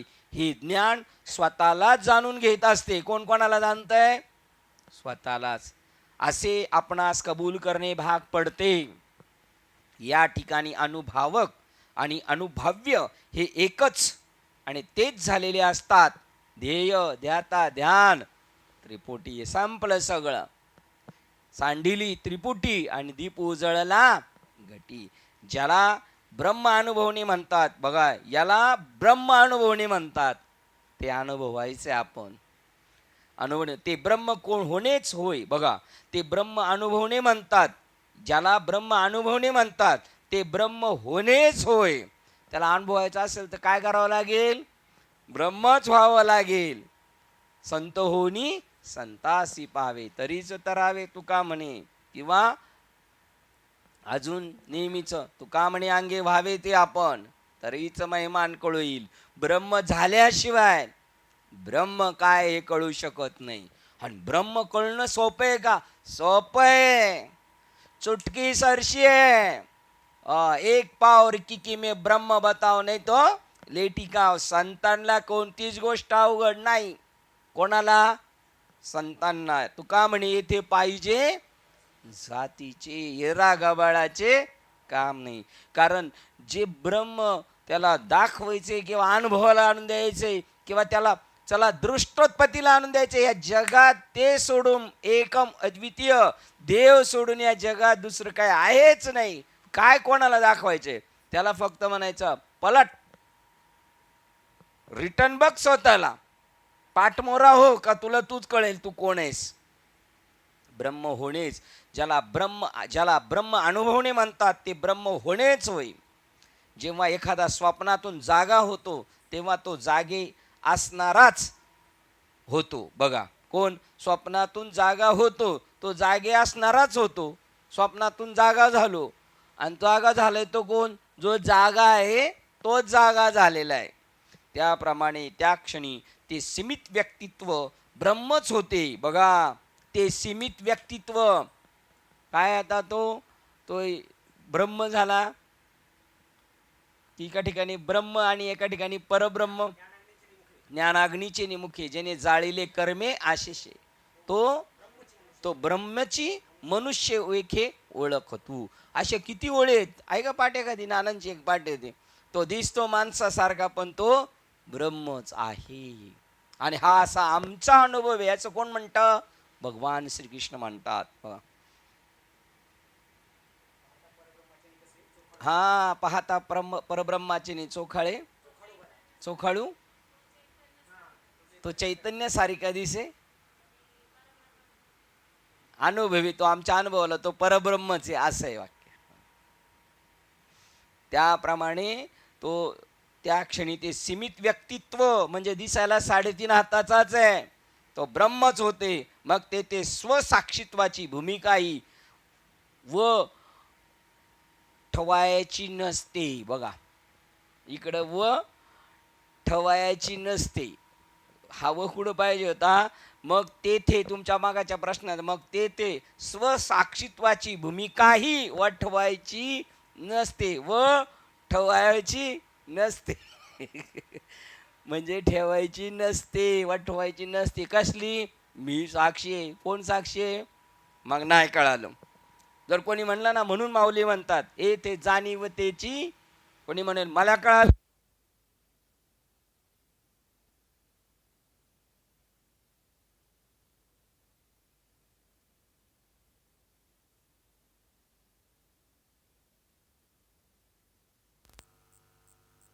बघा चार्जिंग 187. मग त्यावेळेला त्याप्रमाणे त्या क्षणी सीमित आहे तो व्यक्तिमत्व दिसते. तो आकारातच दिसतो पण आकार नाही, तो आता निर्विकार आहे. मग ते स्वसाक्षित्वाची भूमिकाही वठवायची नसते. कोणाला अनुभव आला? कोण साक्षी? श्लोक क्रमांक 217. जे जागृती, स्वप्न, सुषुप्ती अवस्थांमध्ये स्पष्टपणे प्रतीतीस येते. जागृतीस पण आपल्याला अनुभवायला येतं ते, पण ते म्हणून अनुभवायला नाही येत. पण आता येईल, कारण आता खाली काही शिल्लक राहिलेलं नाही. सुषुप्तीमध्ये सुद्धा अनुभवायला येते. मला चांगली गाढ निद्रा लागली होती. कोणाला लागली होती? आणि स्वप्नात मला रात्री स्वप्न पडलं होतं. या अवस्थांमध्ये स्पष्टपणे प्रतीतीस येते. जे अहंकार भावाच्या मी अहंकार, मी संपत अंडे, अहंकार भावाचा मी पणाच्या अज्ञात अशा अनेक प्रकारच्या वासनांच्या मालिकाच्या रूपात स्मरण पावत असते. बघा, ते जागृतीत अनुभवले येते, स्वप्नात येते, सुषुप्तीत येते. अहंकाराच्या ठिकाणी मी म्हणून जो आहे ना, तो मी सुद्धा कोण आहे? मीच आहे. आणि त्या मीपणाच्या अज्ञानात त्या खऱ्या मीला जाणत नाही, त्याच्यावरती खोटा, अशा अनेक प्रकारच्या वासनांच्या मालिकाच्या रूपात स्फुरण पावत असते ते तत्व. कारण त्याच्यामधूनच ते सगळं वासना असू द्या, वासनांची काय मालिका म्हणजे काय? ती चित्रपटाची जशी रील चालू आहे सारखी, जे नाना रूपात आणि विकारात व्यक्त होणाऱ्या जीवभावाचा. बघा, नाना रूपात आहे ते देव नटला आणि विकारात व्यक्त होणाऱ्या जीवभावाचा. विकारात म्हणजे सोन्याने त्याच्यात हिनकस टाकल्यामुळे जे कमीपणा वाटला होता तो पण त्याच्याकडेच आहे. त्या आमच्या गावच्या ताईंनी सांगितलं होतं, मार, तर कर्णाला मारतो तो कर्ण सुद्धा कोण आहे? मीच आहे. तो दुर्योधन सुद्धा कोण आहे? मीच आहे. जीवभावाचा, बुद्धीचा इत्यादीचा साक्षी असते. ते इतर वेळेला जे साक्षी असते ना, तेच ते तो होतो जे परिपूर्ण सच्चित आनंद स्वरूपात अनुभवले जाते. त्या तुझ्या आत्म्याला तुझ्या अंतःकरणातील आत्मतत्व म्हणून समज. या सगळ्याला जो अनुभवतो तोच माझा परिपूर्ण आत्मा आहे, तो मी आहे. ज्याची स्वतःच्या अंतःकरणातच अनुभूती घ्यायची असते. कुठं अनुभूती घ्यायची असते? अंतःकरणात. ज्याची स्वतःच्या अंतःकरणातच अनुभूती घ्यायची असते त्याचे स्वरूप या श्लोकात स्पष्ट केले आहे. आता घड्याळ बंद नाही ना? नाही ना? बरोबर आहे ना? 8:15 आहेत ना?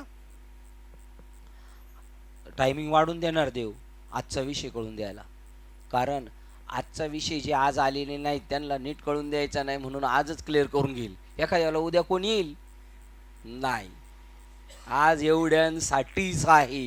हे खरं सांगतोय मी. बरोबर एकेकाला बाजूला काढणार नाही, यांना नको, यांना पाहिजे आत्मा. आता बघ, हे किती दिवस नव्हते पण आज आले का? यांना हे समजून द्यायचे. आणि हे आत्ताच आले तरी यांना पण समजून द्यायचे. आता आत्मा हा जागृती, स्वप्न आणि सुषुप्ती अवस्थांमध्ये स्पष्टपणे स्फुरत असतो. मी विनायकला म्हणलं, तुम्ही तर चालले उद्या, आता तुम्हाला कसं कळायचं आत्मा काय? ते म्हणले, मी फिल्ममध्ये पाहिल. फिल्ममध्ये जसं आहे तसं नाही अनुभवायला येणार. ठीक आहे. आत्मा हा जागृती, स्वप्न येणार नाही का? येणार येणार येणार. आत्मा हा जागृती, स्वप्न आणि सुषुप्ती अवस्थांमध्ये स्पष्टपणे स्फुरत असतो. ज्याच्या उपस्थितीमध्ये जीवनभर सर्व प्रकारे अनुभव येत असतात. त्याच्या उपस्थितीत आपण सगळे अनुभव, मी याला अनुभवलं, त्याला अनुभवलं, मी जग पाहिले आणि मी हे अनुभवले. कोणाच्या उपस्थितीत अनुभवले? त्याच्या उपस्थितीत अनुभवलेले तोच तू आहेस. ज्याच्या उपस्थितीमध्ये जीवनभर सर्व प्रकारचे अनुभव येत असतात तेच आपल्यातील आत्मतत्व होय.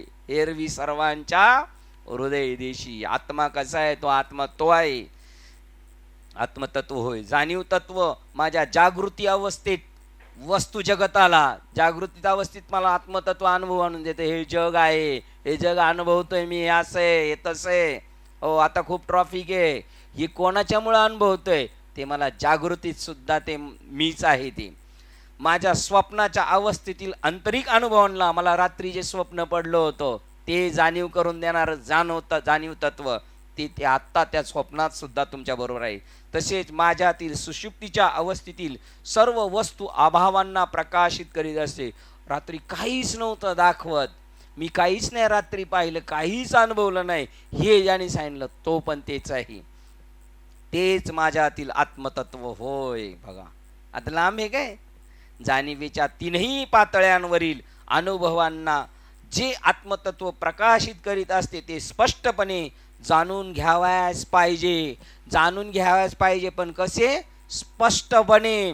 हा सूर्य, हा जयेंद्र, ते अनुभवांना ते आत्मतत्व प्रकाशित करीत असते ते स्पष्टपणे जाणून घ्यावयास पाहिजे आणि अनुभवावयासही पाहिजे आपल्याला. ते आत्मा बाह्य विषय वस्तूंना प्रकाशित करतो. झाडाचे पान हाली कोणाचे? बाह्य विषयांना कोण प्रकाशित करतोय? आत्मा. आत्मा हा व्यक्तित्वाच्या खोल कप्प्यात मी मी मी म्हणून व्यक्त होणारे व्यक्तिमत्व म्हणून ओळखता येतो. बघा, हे सगळं जग त्याने निर्माण केलेलं, जो जगच तो झालेला आहे तो. त्याच्यानंतर आपल्या अंतरकप्प्यामध्ये प्रत्येकाच्या मी मी इतका खोलवर आहे ना, त्या व्यक्तिमत्व म्हणून ओळखता येते. तो जो मी मी मी आहे ना, तो मी आहे. अहम असा घटक आहे की ज्याच्या कृपेमुळेच आपले आंतरिक आणि बाह्य अनुभव शक्य होतात. अहम म्हणजे मी. त्याच्यामुळंच, त्याच्या कृपेनेच, त्या अहमच्या कृपेमुळेच आपले आंतरिक अनुभव, बाह्य अनुभव शक्य होतात. व्यक्तित्वाच्या निरनिराळ्या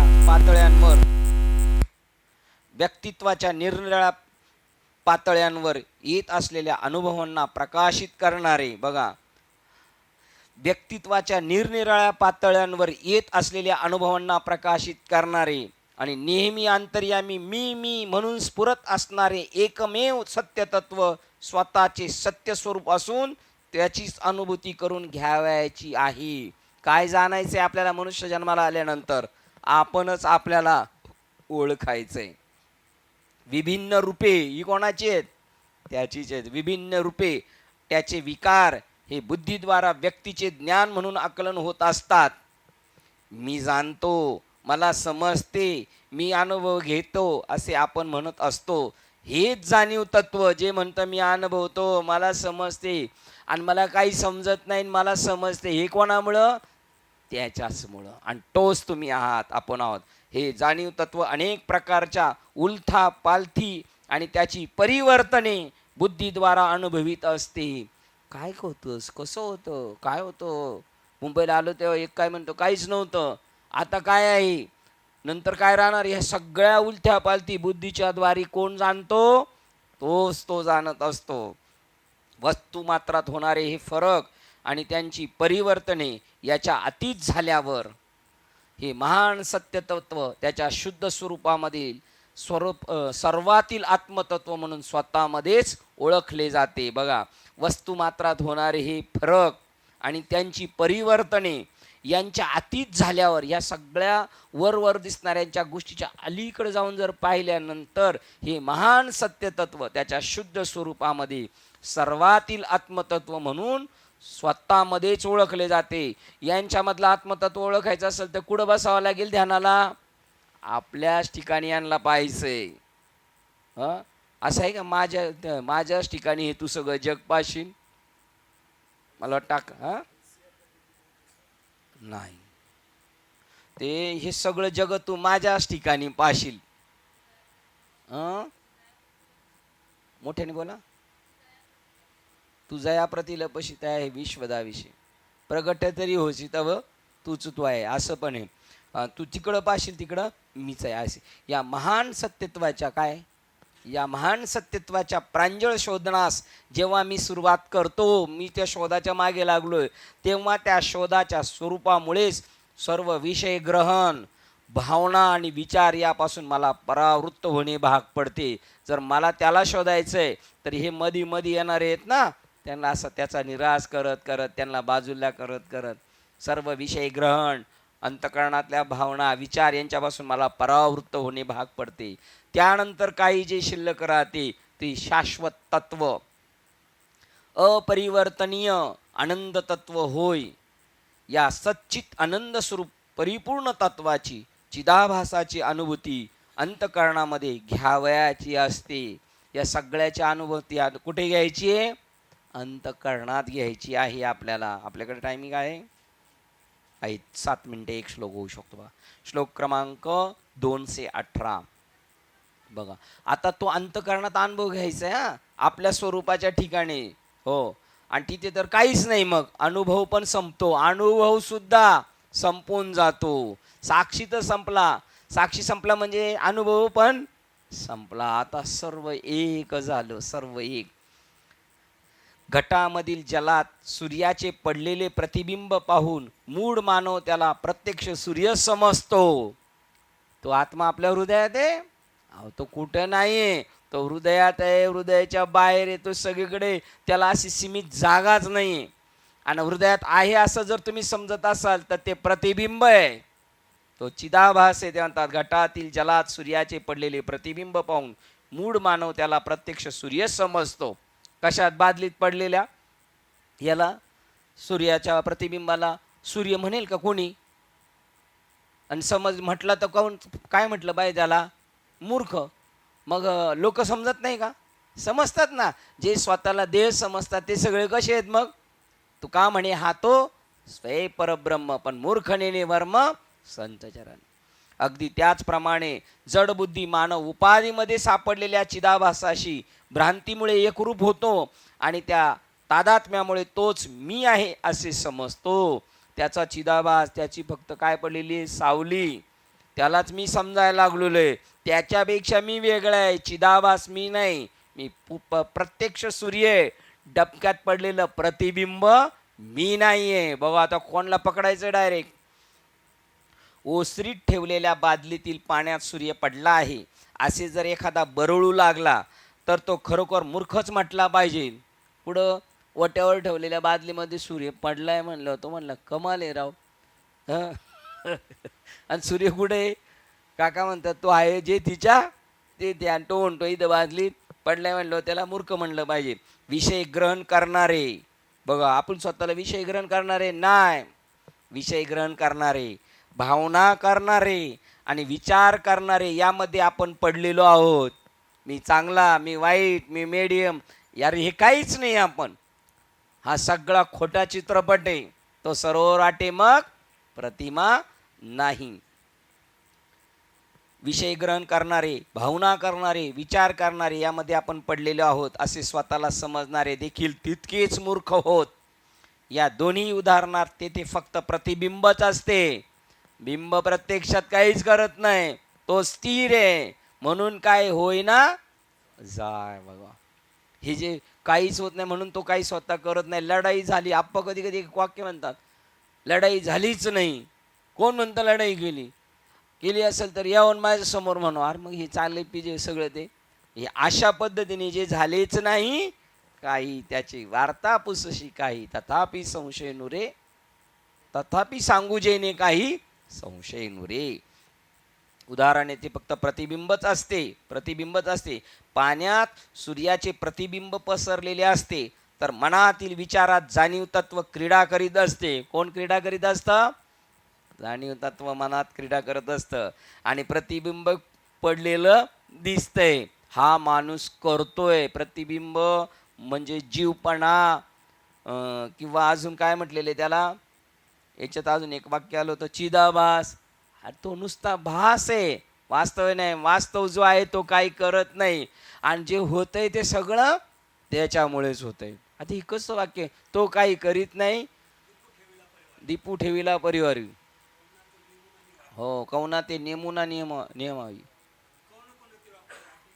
हा तो कोण, हा तो साक्षीभूत. त्याच्याही पुढे आता चाललो की तो कोणला हे म्हणत नाही, तो साक्षी पण कधी देत नाही. माझ्या समोर यांनी पोथी वाचली का, माझ्या समोर यांनी दारू पेलेत, हे तो काही सांगत नाही. तो तसाच आहे. कुठे हा बरं. पाण्यात सूर्याचे प्रतिबिंब पसरलेले असते तरी मनातील विचारात जाणीव तत्व क्रीडा करीत असते. कोण खेळते हे? तू का म्हणे मन, तू का म्हणे रमे मन तेथे क्रीडा करी. मन पुढे गेलं मागं आलं तरी घोटाळा आहे. रमे मन तेथे क्रीडा करी. विचारातील सत्यत्वाच्या प्रतिबिंबालाच चिदाभास म्हणतात. बादलीतील पाणी हलवल्यावर जसे सूर्यबिंब नाचू लागते, बादलीतलं पाणी हलवल्यावरती नाचतो का नाही तो? नाही. तसेच जाणीव तत्व विचारातून विलसत असताना त्याच्या तालावर नाचत राहते आणि त्यावेळेला मी प्रक्षुब्ध आहे, मी वाईट आहे, मी चांगला आहे असे मी म्हणत असतो. यातील हा मी कोण असतो? मी असा आहे, मी चांगला आहे, मी वाईट आहे, मी अमुक आहे, हे त्या चित्रात दिसतंय. पण तो चित्रातला तो तू नाहीस. तो जो मी म्हणतोय ना तो मी आहे. हा असतो चिदाभास, प्रतिबिंबित झालेले जाणीव तत्व. तेच हे शरीर, मन, बुद्धी या उपकरणाच्या द्वारा कार्य करणारे जाणीव तत्व, दृश्य, भावना, विचार. आता तोच तो परमात्मा जो मी आहे ना, तो मी वाईट आहे, मी चांगला आहे, मी प्रक्षुब्ध आहे, असातला जो मी आहे ना तो फक्त तू आहे, बाकीचे हे काहीच नाही. एकदा का तुम्हाला समजले का सूर्य आकाशात आहे तर बादलीतील सूर्यबिंबाचे जरी हजारो तुकडे झाले तरी तुम्हाला सूर्याच्या भवितव्याची काळजी का असते? काळजी. आता सूर्याचं कसं होईल? सूर्याचं नाही व्हायचं, काय होतंय? तुझंच काहीतरी झालेलं आहे. बादलीतल्या सूर्याचे तुकडे झाले तर वरचा सूर्य अबाधित आहे. तसा सूर्यबिंबालाच सत्य सूर्य समजणारा असा फक्त जड मूळच बादलीतील पाण्याचे सूर्याचे हजार तुकडे झालेले पाहून त्या संबंधी व्यथित होईल, दुःखी कष्टी होईल. अरे काय होतच नाही तर तो तिकडे आणि इकडे काहीच झालं नाही. असो,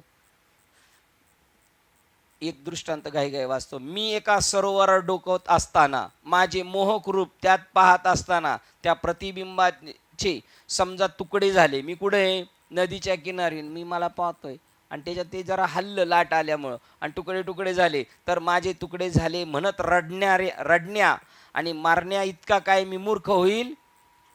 तिथं मी काय बघायला गेलेले, माझं स्वरूप बघायला गेलो, पण लाट हल्ल्यामुळं ते विस्कटल्याने मला असं वाटलं माझं तुकडे झाले. मी रडायला लागलो आणि मरतो की काय असं म्हणायला लागले. इतका मी मूर्ख आहे का आपण? नाही. मी जर स्वतःला विसरलो नसेन तर जेव्हा जेव्हा वाऱ्याच्या झुळकीमुळे पाण्यात पडलेल्या माझ्या प्रतिबिंबावर पाण्याच्या लहरी तयार होतील आणि परिणामतः माझे प्रतिबिंब पन्हाळी पत्र्याप्रमाणे झाल्याचे दिसले, तेव्हा तेव्हा मी त्यांच्याकडे कुतूहलाने पाहत राहील आणि त्याचा आनंद घेईल. विकृत झालेल्या माझ्या प्रतिबिंबाकडे पाहून मी हसत राहीन आणि लहरी व निर्विकार राहीन. बघा, एखाद्या गाई काय बघा एखाद्या महालात गेलो ना, तर अशा काही काचा असतात. आपलं चेहरा आहे ना नुसता उभाच दिसल, नाही तर चेहरा एकदम हे दिसल, नाही तर खाली गुटगुटीत आणि वर बारीक दिसल. तरीसुद्धा आपण कुतूहलाने बघतो की नाही, हे काय मी झालेलो, तसं मी चांगला झालेलो नाही, मी वाईट झालो नाही, मी बुवा झालेलो नाही, मी खाणारा पिणार नाही, मी याच्यापेक्षा हे दिसतंय ते मी नाही. ते कुतूहलाने उलट मी पाहिल कसं दिसतंय, बघ बघ, उलट दुसऱ्याला म्हणणार बघ हा कोण, ओळखतो का?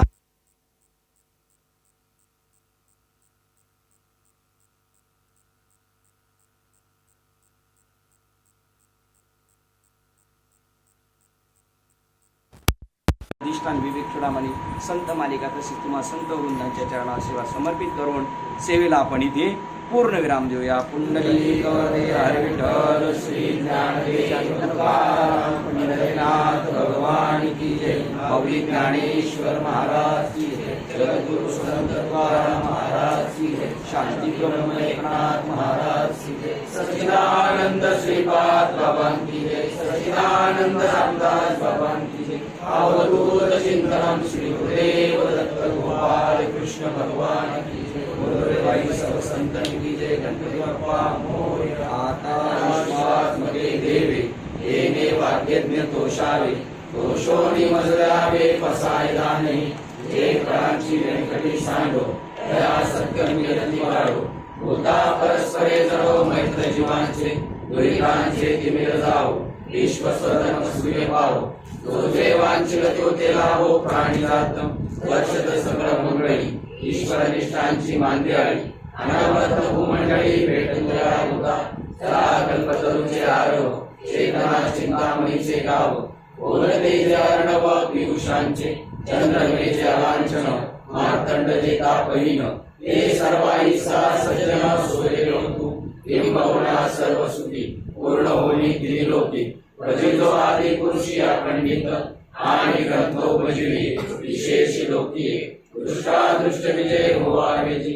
एक म्हणे श्री विश्वेश्वराहो. होईल दान बसाहो. येणे वरे ज्ञान देव सुत्या झाला. येणे वरे ज्ञान देव सुत्या झाला. येणे वरे ज्ञान देव सुत्या झाला. हरि ओम. शांती शांती.